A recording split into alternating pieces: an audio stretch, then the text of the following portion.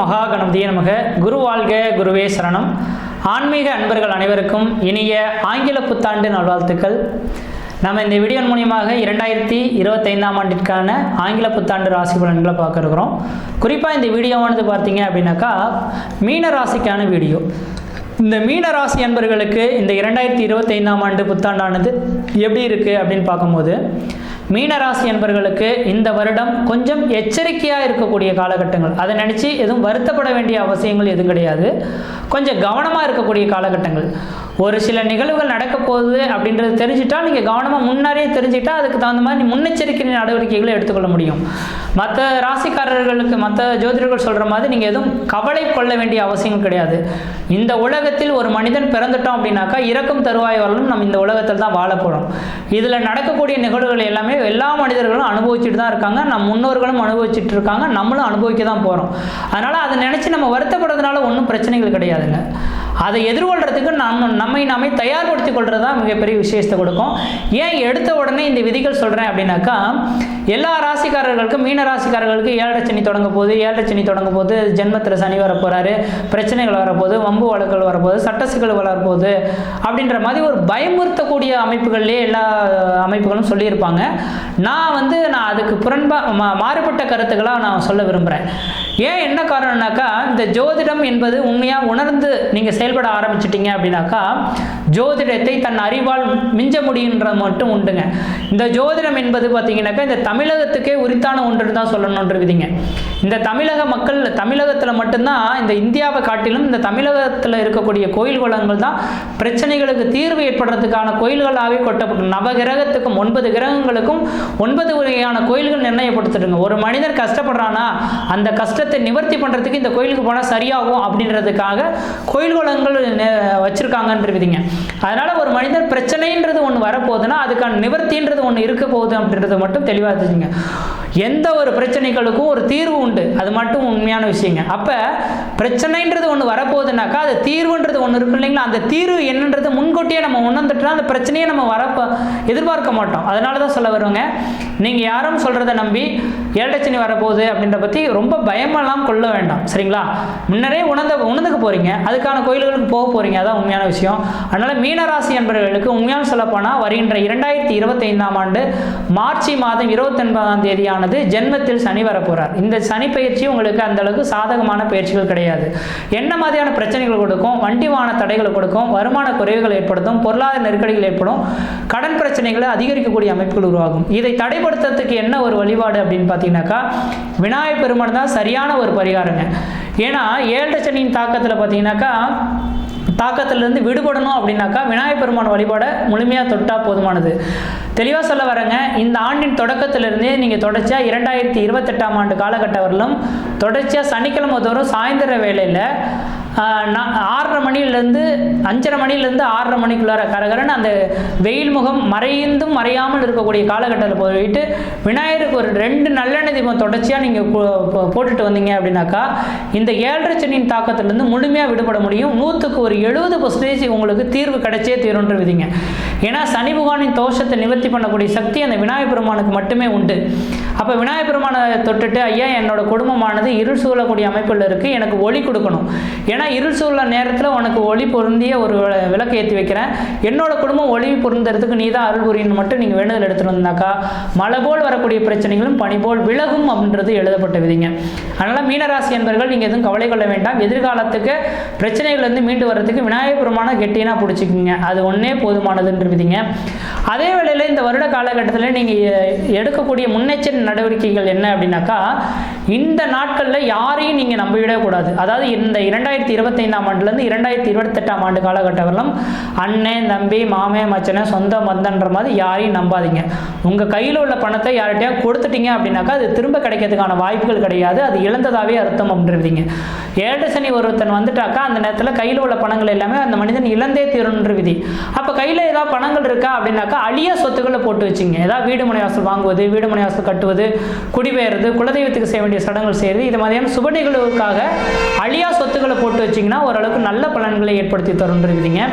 அதே போல் தொழிலுக்காக மட்டும் செய்துறாதீங்க. உண்மையான சொல்ல வரேங்க, உங்களுக்கு தொழில் கொஞ்சம் ஒருபடி சர்க்கிள்களுக்கான அமைப்புகள் இருக்கிற மாதிரி இருக்குது. முக்கியமாக சொந்த தொழில் செய்யக்கூடிய நபர்கள் தெளிவாக சொல்ல வரேங்க, இந்த சொந்த தொழில்களை நீங்கள் யாருக்கிட்டையாவது உங்களோட குடும்ப உறவுகளில் யாருக்கு வலுவாக ஜாதகம் இருக்கோ அவங்க பேரில் முன்னிறுத்தி நடத்துகிற மாதிரி பேரை மாற்றிக்கிறது ஓரளவுக்கு நல்லாயிருக்கும். அல்லது பார்த்தீங்கன்னாக்கா சொந்த தொழிலுக்கு பெரிய லெவலில் இன்வெஸ்ட்மெண்ட் போடாமல் இருக்கிறத வச்சு ரன் பண்ண கற்றுக்கணுன்ற விதிங்க. தொழிலுக்காக கடன் வாங்கி போட்டிங்கன்னா அந்த கடன்கள் இழப்புக்கான அமைப்புகளாக உருவாயிடுன்ற விதிங்க. அதே வேளையில் தனியார் துறையில் வேலை செய்யக்கூடிய நபர்கள் இருக்கிற வேலைகள் நீங்கள் தக்க வைத்துக் கொள்வது ஓரளவுக்கு நல்லாயிருக்கும். போட்டி பொறாமைகள் ஏற்படுறதுக்கான வாய்ப்புகள் கொஞ்சம் அதிகமாக இருந்துகிட்ருக்கு.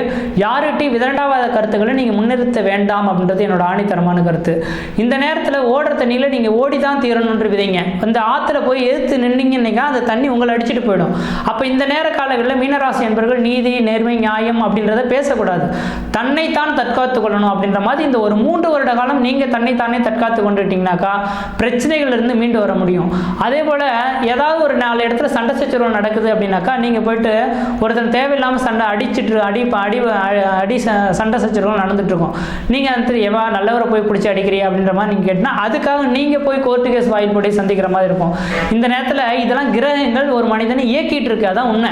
அப்போ இந்த நேரத்தில் நீங்கள் நீதி நியாயன்ற மாதிரி போயிட்டீங்கன்னாக்கா நீங்கள் அதில் வேணாலும் பெரிய லெவலில் பாதிப்புகளை சந்திப்பீங்க. அதனால் இந்த நேர காலகட்டத்தில் நீங்கள் உங்களோட வேலை உண்டு, உங்களோட தொழில் உண்டுன்ற மாதிரி அமைதியாக இருந்துக்கணும். அதே வேளையில் வாய்ப்புகள் கிடைச்சா மீனராசி என்பவர்கள் யோசிக்காமல் வெளிநாடு கிளம்புறது ரொம்ப விசேஷமான ஒன்று.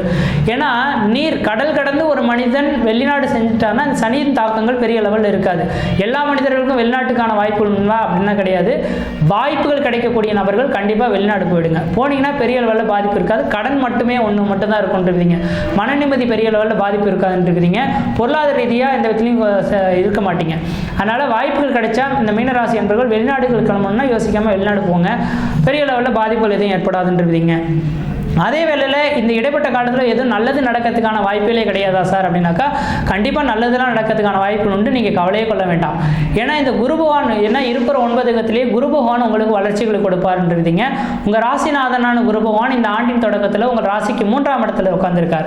அப்போ 3ஆம் இடத்துல இருக்கக்கூடிய இந்த குரு பகவான் உங்கள் ராசிக்கு 7ஆம் இடத்தை பார்க்கறதுனால இந்த 2025 ஏப்ரல் மாதம் 14ஆம் தேதிக்குள்ளார வெகு நாட்களாக திருமணமாகாத நபர்களுக்கு திருமண வாய்ப்புகள் கூடி வரும். குழந்தை பேர் இல்லாத நபர்கள் குழந்தை பேர் உருவாகிறதுக்கான வாய்ப்புகள் உருவாகுன்றீங்க.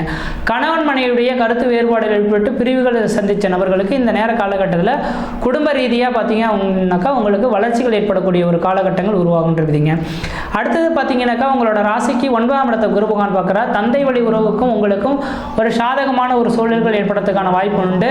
அப்பாவுக்கும் பிள்ளைக்கும் கடந்த ஒரு 2 வருட காலமாகவே ஒரு இணைப்பிரியாத சண்டை சச்சரவுகள், மன நிம்மதி இல்லாத ஒரு அமைப்புகள் ஏற்படுத்தக்கூடிய அமைப்புகள் உருவாயிருக்கும். ஆனால் இதுக்கு பிறகு பார்த்தீங்கன்னாக்கா ஒரு இணக்கமான சூழல்கள் ஏற்படுறதுக்கான வாய்ப்புகள் உண்டு. அதே வேளையில் வருகின்ற 2025 மே மாத காலகட்டம் வரலும் லாபஸ்தானத்துக்கு குருவின் பரிபூர்ண பார்வைகள் கிடைக்கிறதுனால தொழில் மூலிமா எந்த விதத்திலும் பெரிய லெவலில் பாதிப்புகள் ஏற்படாது. வருகின்ற 2025 ஏப்ரல் மாதம் 14ஆம் தேதி வரலும் தொழில் பிரச்சனைகள் வராது. வருமானங்கள் அதிகரிக்கக்கூடிய காலகட்டம் உருவாகும். வருமானத்தின் மூலியமாக ஆதாயங்கள் பெறக்கூடிய காலகட்டம் உருவாகுன்றீங்க.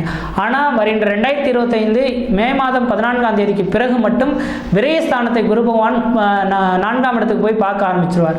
அப்போ விரயஸ்தானத்துக்கு குரு பகவான் பார்க்கக்கூடிய காலகட்டத்தில் தான் அதை திட்டமிட்டு செயல்படணும், தன்னோட தகுதிக்கு தகுந்த மாதிரி செயல்பட ஆரம்பிக்கணும்னு விதிங்க. அந்த நேர காலங்களில் மே மாதத்துக்கு பிறகு வேணால் வாய்ப்பு கிடைச்சா ஊரை விட்டு வெளியூர் வெளிமாநிலம் வெளிநாடு தொடர்புக்காக வெளிநாடு போகிறது ஓரளவுக்கு நல்லா இருக்கும்னு விதிங்க. மற்ற விதத்தில் உங்களுக்கு எந்த விதையும் தோஷங்கள் கிடையாது. இந்த வருடத்தில் நடக்கக்கூடிய ராகு கேது பயிற்சி உங்களுக்கு சாதகமாக இருக்குது. ஏன்னா உங்கள் ராசியிலிருந்து ராகு பகவான் 12ஆம் இடத்துக்கு செல்றார். 12ஆம் இடத்தை விட்டால் பெரிய லெவலில் பாதிப்பை தராது. அதே போல் 6ஆம் இடத்துக்கு கேது பகவான் வருது. எதிரிகளை வெல்லக்கூடிய அமைப்புகள் உருவாகும். எத்தனை பேர் எதிரிகள் இருந்தாலும் உங்களை விட்டு விலகி ஓடிடுவாங்க. எதிரி தொல்லைகளிலிருந்து மீண்டு வருவீங்கன்ற விதிங்க. எதிரி இல்லாத வாழ்க்கை வந்தாவே பிரச்சனை இல்லாத ஒரு அமைப்புகள் உருவாகுன்ற விதி இல்லைங்களா? அதனால் பெரிய அளவில் பாதிப்பை தராது. ஆனால் அதே வேளையில் தெளிவாக சொல்ல வரேங்க, 12ஆம் இடத்தை குரு பகவான் பார்க்க இருக்கனால ஊரை விட்டு வெளியூர் வெளிமாநிலம் வெளிநாட்டு போயிருக்கிறது நல்லாயிருக்கும். விரயங்கள் அதிகரிக்கக்கூடிய காலகட்டம் உருவாகும். திட்டமிட்டு செயல்படணும். வரவுக்கு மீறி செலவுகள் செய்யக்கூடாது. சிந்தித்து செயல்படணுன்றீங்க. இந்த வருட காலகட்டத்தில் 2025 மட்டும் எடுக்க வேண்டாம். 2025லேருந்து 2028ஆம் ஆண்டு காலகட்டம் வரலும் தொடர்ச்சியாக நீங்கள் வழிபாடு செய்யக்கூடிய தெய்வம் டெய்லி காலையில் எழுந்து சந்தித்தாலும் சந்தோஷங்க. காலையில் எனக்கு தெரிஞ்ச அளவு இந்த மீனராசி அன்பர்கள்லாம் உங்களுக்கு வேலை இருக்குதோ இல்லையோ தெரியாதுங்க, இரவு நேர காலகட்டத்தில், அதுவும் முக்கியமாக பார்த்தீங்கன்னா அதிகாலை 4:30 மணிக்காவது முன்னாடி எழுந்துற கற்றுங்க. 4:30 மணிலேருந்து 6:30 மணி காலகட்டத்துக்குள்ளார அன்றாட வேலைகளை காலையில் எழுந்து காலை கடன்கள் முடிச்சுட்டு குளிச்சுட்டு தெய்வத்தை வழிபாடு செய்துட்டு விநாயகருக்கு விளக்கு போட்டுட்டு அதுக்கப்புறம் நீங்கள் கிளம்பி போனீங்கன்னாக்கா 7:30 சனியே பாதிப்பு இல்லாத ஒரு அமைப்புகளாக ஏற்படுத்தணுன்றீங்க. அதனால் மற்றவங்க சொல்கிற மாதிரி 7:30 சனி பாதிப்பு இருக்குன்னு நம்பாதீங்க. நீங்கள் காலையில் அதிகாலையில் எழுந்து தெய்வத்தை வழிபாடு செய்ய கற்றுக்கிட்டீங்கன்னாக்கா எந்த அளவும் உங்களுக்கு பிரச்சனைகளே வராது. சீரும் சிறப்புமாக இருப்பீங்க, நலமாக இருப்பீங்க. வண்டிவான தடைகள் எதுவும் ஏற்படுறதுக்கான வாய்ப்பு கிடையாது, நலமாகவே இருப்பீங்க. ஆனால் கொஞ்சம் இரவு நேர பயணத்தை மட்டும் கொஞ்சம் குறைச்சிக்கணுன்றீங்க. ஆனால் தவிர்க்க முடியல சார், டெய்லியும் என்னாலாம் கோயில் வளத்தை எழுந்திருக்க முடியாது அப்படின்னு சொல்கிறீங்கன்னா, வாரத்தில் ஒரு நாள் சனிக்கிழமை தோறாவது விநாயகர் கோயிலுக்கு போயிட்டு, விநாயகர் பெருமான் கோயிலுக்கு போயிட்டு நல்லெண்ணெய் தீபம் 2 போட்டுட்டு மனதார வேண்டுதல் எடுத்துருந்தீங்கன்னா மழை போல் வரக்கூடிய பிரச்சனைகள் பனி போல் விலகும். எதிர்கால வாழ்க்கை உங்களுக்கு சீரும் சிறப்புமாக இருக்குன்றீங்க. மற்ற விதத்தில் இந்த தோஷங்கள் பாதிப்பு கிடையாது. சீரும் சிறப்புமாக இருப்பீங்க, நலமாக இருப்பீங்க. நன்றி, வணக்கம்.